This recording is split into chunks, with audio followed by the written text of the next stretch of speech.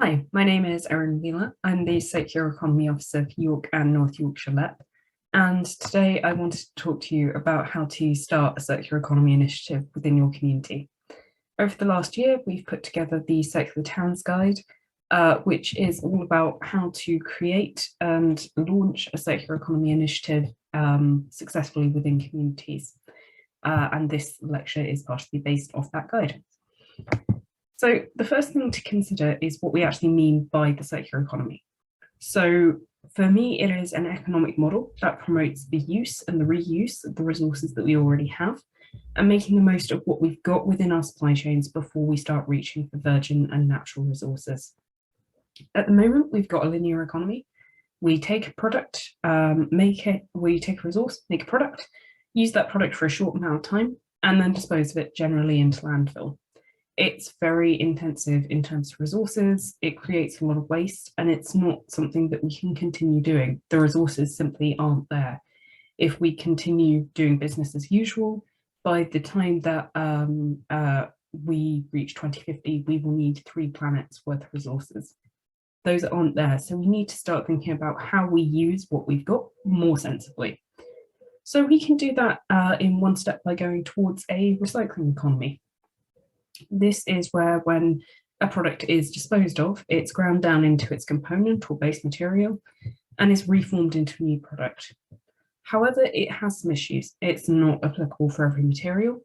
It's not applicable for every product. There are some issues with the recycling process itself in terms of it's quite easily contaminated, with the classic example being one greasy pizza box ruining an entire batch of paper recycling. It's actually very energy intensive because you are breaking something down into its base level component. So what we need to do is start looking towards the circular economy. When we're taking a resource, it should be something that already exists within our supply chain. When we're making our products, we're thinking about their entire life cycle, what happens when they break, what happens when the consumer no longer needs them. And then when we do dispose of them, we're ensuring that they're not simply disposed, that they are repaired, that they are refurbished, that they are broken down and reformed, and that we don't lose that value. They go back up to the top of the supply chain and we can avoid creating that waste. This helps obviously reduce the amount of waste that we are producing and the impact that we're having on our environment, and allows our natural systems that time they desperately need to recover. So we took the circular economy concept and applied it to a town and started to think about what it might look like at a community level. And this is what the Circular Towns Guide is based around. So we defined a circular town as making the most of the circular economy principles throughout the community. So within the schools, the businesses, and through the local authority, as well as within the residents' homes. A huge amount of action can be created simply by a lot of people doing small amounts in their own kitchens and in their own homes. A circular town promotes reducing waste and consumption and promotes those kind of ideals of the circular economy and makes best use of the resources that it has for the good of the residents. So that could be through sharing resources through, for example, a library of things or a school uniform bank, reusing them, repairing them, such as at a repair cafe or a repair shop, or simply repurposing them, such as upcycling them. We identified 5 key benefits of moving to a more circular approach for towns. It helps create resilient businesses that are fit for the future. It helps create better communities by offering additional initiatives. It helps create a stronger community that offers additional services. It helps a town reduce the amount of waste they're creating, which helps them tackle climate change, and it strengthens your town's offer. A circular town is something that's really unique, something that a lot of people are really looking for, and it can help make your town a really unique, vibrant place to live, work, and visit. So this is where the idea of the Circular Towns Guide comes from. The guide is a 10-step framework that aims to introduce the circular town concept, and it's been very carefully pitched at community groups and residents, specifically for those who maybe have not organised a kind of initiative like this before and who may not be circular economy experts, but are keen to start that kind of grassroots movement. It's designed to be very, very accessible. And that framework is very flexible because we're aware that not all towns are the same. Each one will have its own challenges. That's why the guide is illustrated with additional tools and various exercises, as well as case studies that help showcase circular economy in action. The hope is that all of these resources tie together and help you visualize and work out what exactly it is you'd like to do with your town. We also have a pledge that helps circular towns plan their actions.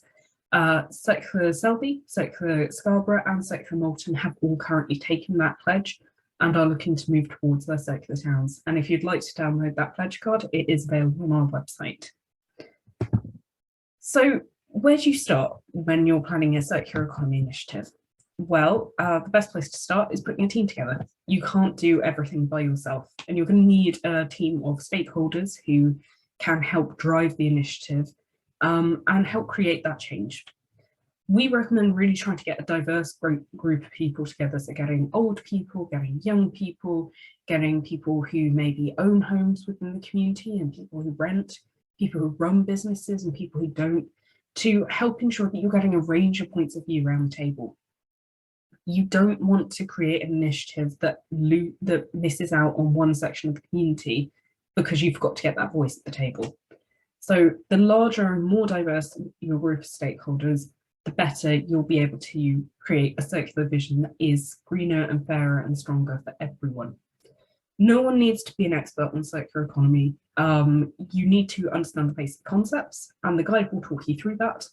And that's what we're really hoping to do, is to sort of help demystify it and help people be able to take control within their own communities. The second thing is working out where you're starting from, starting to look at where there are already examples of circular economy within your community. These can be incredibly simple. So for example, if you've got a local milkman who is therefore reusing glass bottles instead of creating plastic waste, that's circular economy. If you've got a community fridge or a zero waste shop, those are circular economy. And making sure that you're aware of those examples is really crucial to ensure that you don't duplicate any work that's already happening. And you can use these examples to say, right, we've already got a basis of circular economy within this town, let's build on it. So these examples also make really good circular champions. So a circular champion is a business or a project, maybe a community organisation that provides a really good working example of circular economy in action and can inspire others to help make that change. So it could be a milkman is a really fantastic example of really basic circular economy that can have a big impact. So that you also don't need to worry if you can't find many examples of circular economy on the ground. You can have circular champions who are new to the idea of circular economy, businesses who perhaps are interested in the concept but haven't started yet, but are keen to make that commitment. If they're willing to learn and they're willing to make that commitment and say, right, we are going to reduce our plastic use by this percentage by this date, we are going to start looking at our food waste issues, we're going to start looking at how we communicate with our visitors. If they're willing to do that work and willing to put that in, they can be a really valuable circular champion, even if they are at that starting stage. And working with what you've already got there is really crucial. So if any of you are trying to engage businesses who are new to circular economy, we do have various resources like the 6 benefits to business guides that explain circular economy for businesses. They're all available free through the York and North Yorkshire Growth Hub website as well. The fourth step I would recommend is creating a vision, working out where you'd like to go. And this is your long-term goal. This is where you would like to be ideally in sort of 10 years' time. The idea is to create something that's really aspirational, something that will inspire and unite your stakeholders and your community. So make it really exciting. And this is where it's really crucial to have everyone around the table so that you are creating a vision that doesn't make anyone feel like they are left out. And the fifth step is identifying the opportunities. Again, talking to everyone within the community is really what will be crucial here. Conducting an opportunity spotting exercise within your town to see, for example, where waste is created, where you could use resources better, where the community could work together is really essential to being able to get the whole town working together and being able to create an initiative your town really needs rather than what might be nice. So this will likely be really tied to the landscape and to the demographic of your town. So again, look at what is going to work within the context that you've got rather than trying to create a different context. The best way to find out what your town needs is to ask. So run surveys, get people into meetings, open up that stakeholder group and really get everyone involved. So there are another 5 steps within the guide. I'm not going to go through them all now, but those will be really crucial starting steps to help you get going with your initiative.